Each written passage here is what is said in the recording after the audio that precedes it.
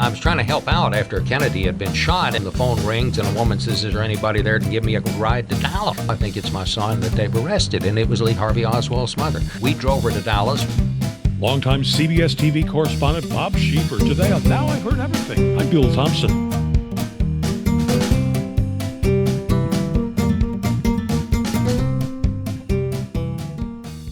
From the JFK assassination to Vietnam to the Nixon White House, veteran CBS TV correspondent Bob Schieffer has seen it all, has covered it all. In a career that spans 6 decades, Bob Schieffer helped write the book on modern broadcast journalism. He started his journalism career in his native Texas as a newspaper reporter. In fact, that's how he wound up in Dallas on November 22nd, 1963. And in fact, it was his newspaper in Texas that sent him to Vietnam at his own request. Now, after he joined CBS in 1969, Bob Schieffer covered the Pentagon, the State Department, Congress, and ultimately the Nixon White House, and winning virtually every major journalism award along the way. Also, Sunday morning TV viewers will remember him as the host of Face the Nation on CBS for 24 years. Now, it was during the middle of his Face the Nation run that Bob Schieffer wrote a memoir, a book that he called This Just In. And that's when I had a few minutes to sit down with this literally living legend as designated by the Library of Congress. In just a moment, our conversation. We're about to take a step back and listen to an iconic voice from our recent past. It's one of over 10,000 interviews noted radio personality Bill Thompson did over a 30-year span. We think you'll enjoy it.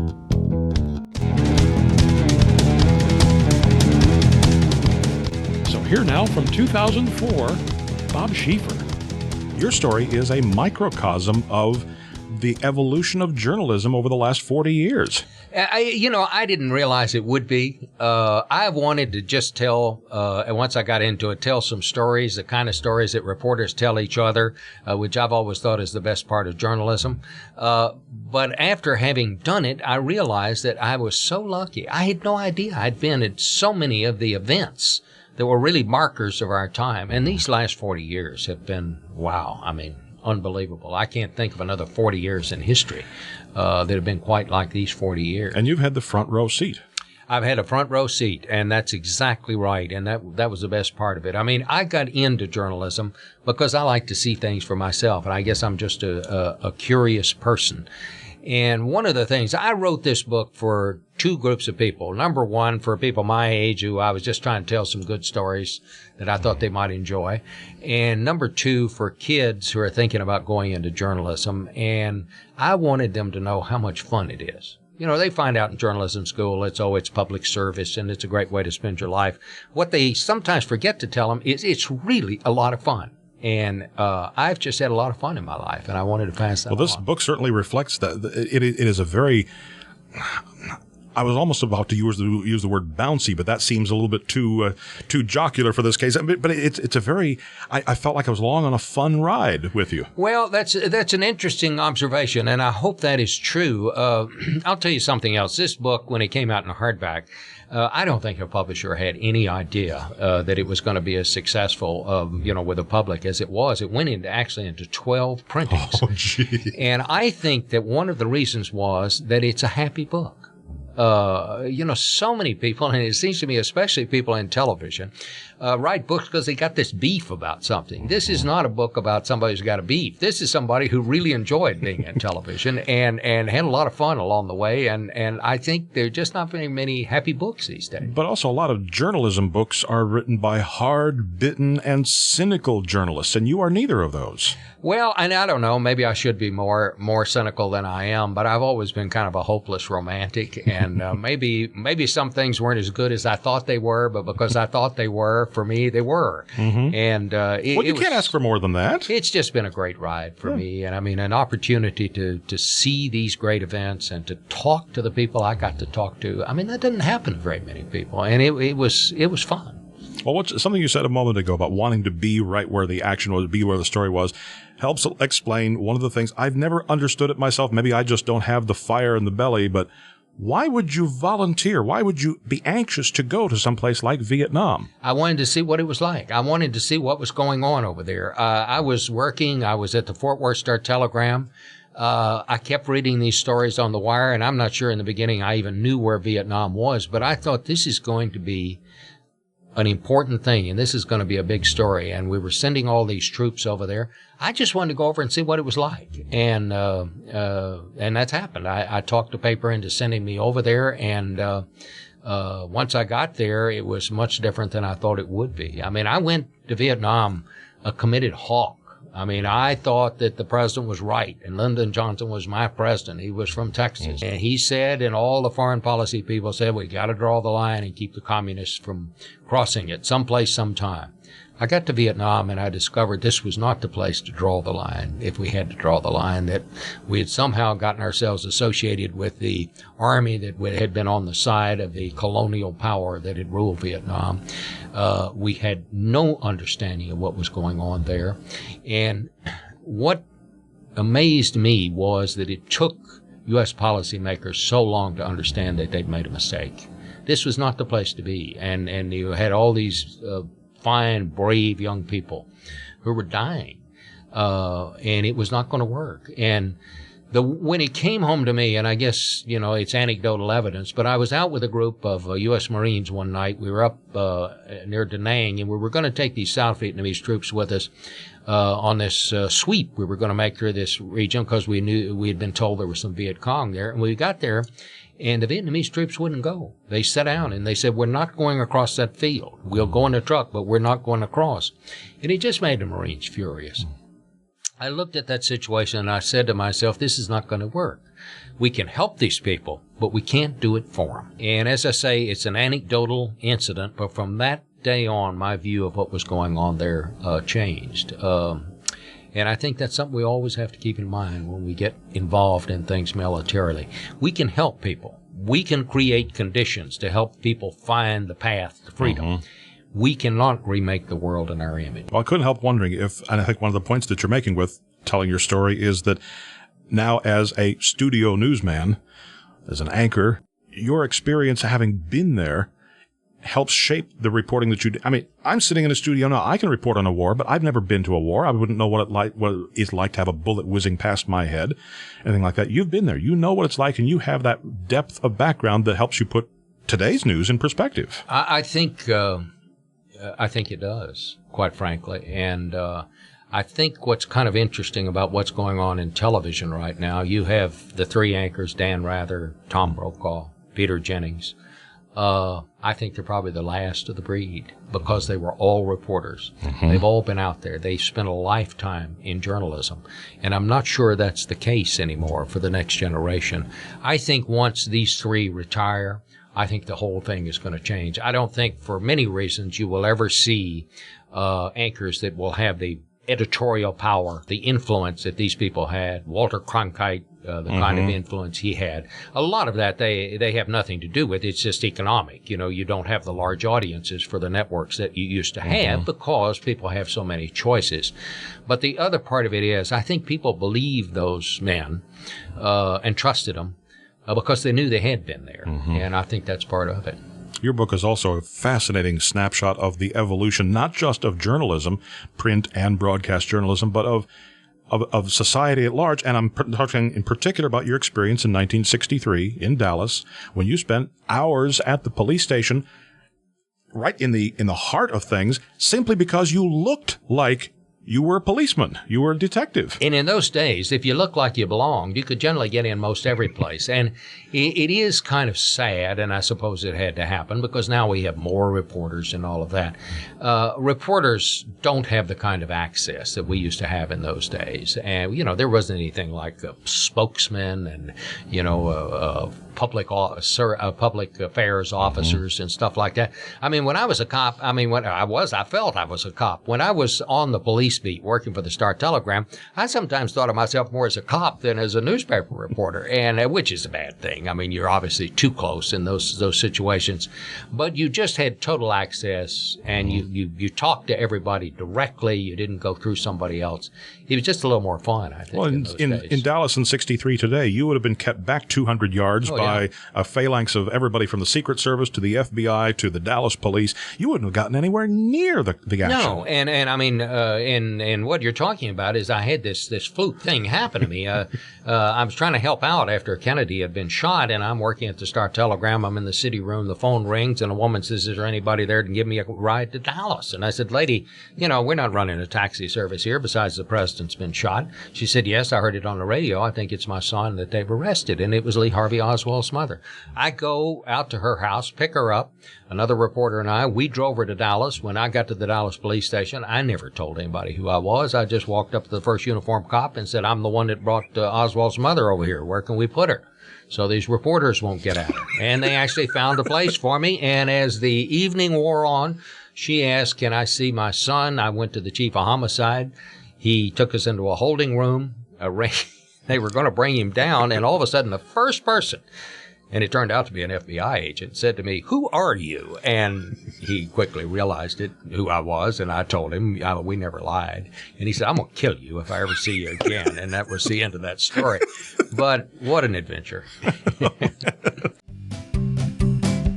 After this short break, Bob Schieffer has a chilling detail about Richard Nixon's final days in office. If you've ever wondered where to find the captivating books we discuss on Now I've Heard Everything, wonder no more. Just tap the link in our show notes or visit our website, heardeverything.com. Plus, when you purchase through our affiliate links, you're not only diving into great stories, but also supporting this podcast. And we thank you for your support.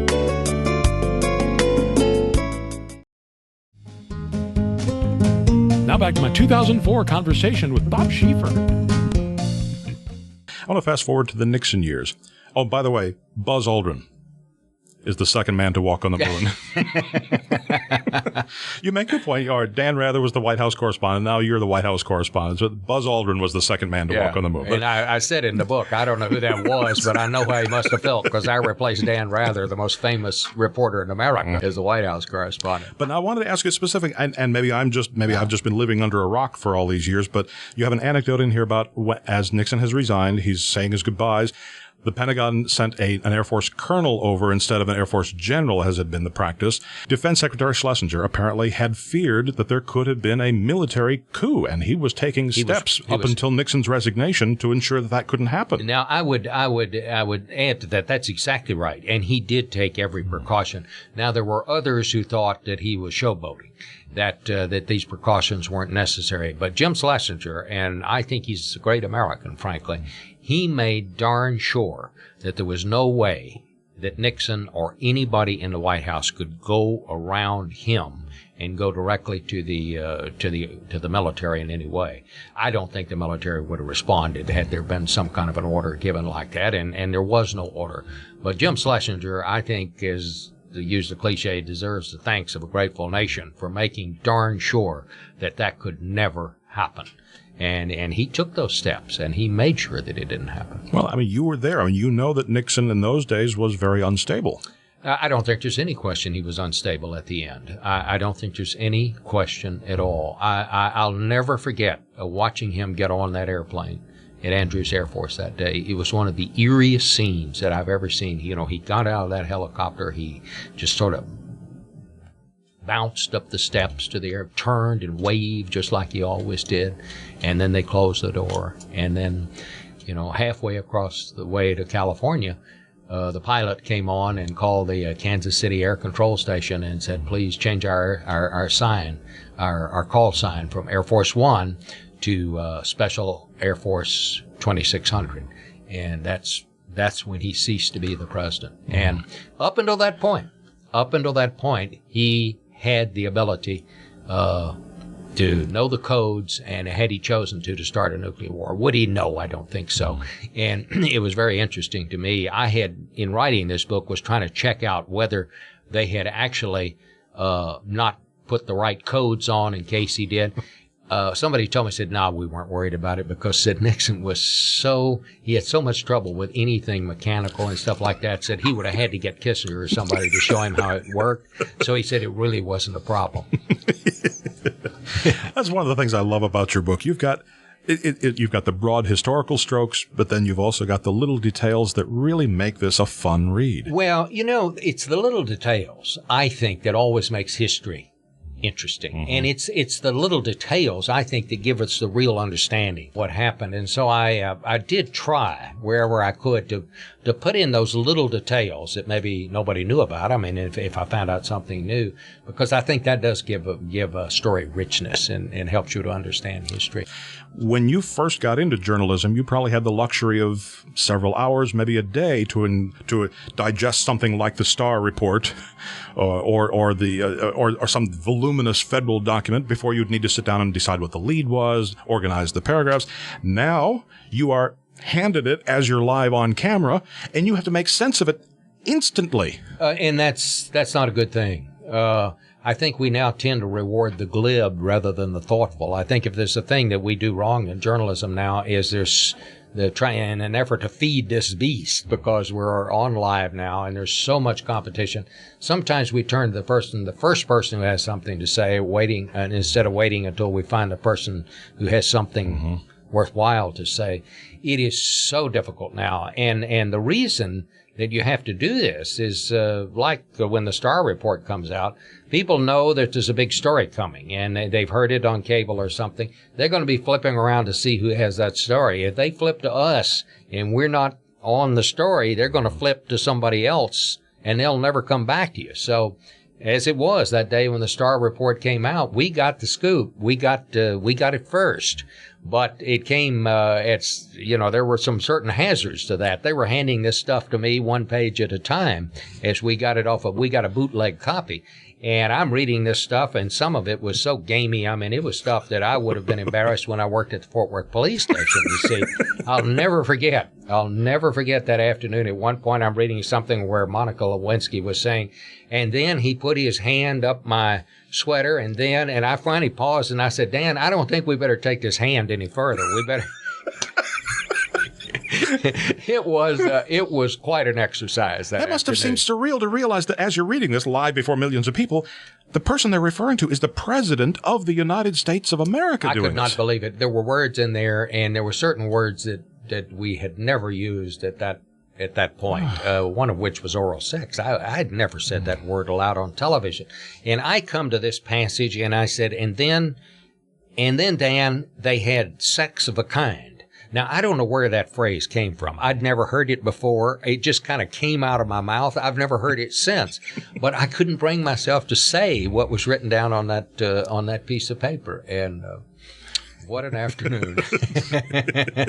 But that's journalism. They always say there will always be something. I don't care how many times you've covered a story, how many times you've been in the same situation. There'll always be something that surprises you. Who would have guessed the entire presidential election could be held up by one state for 23 days? Well, I said on the eve of the election, I said, Dan, I think we're finally going to get our wish. We're finally going to have an election night that we're not going to know for a long time who won the election. God knows I was right about that, wasn't I?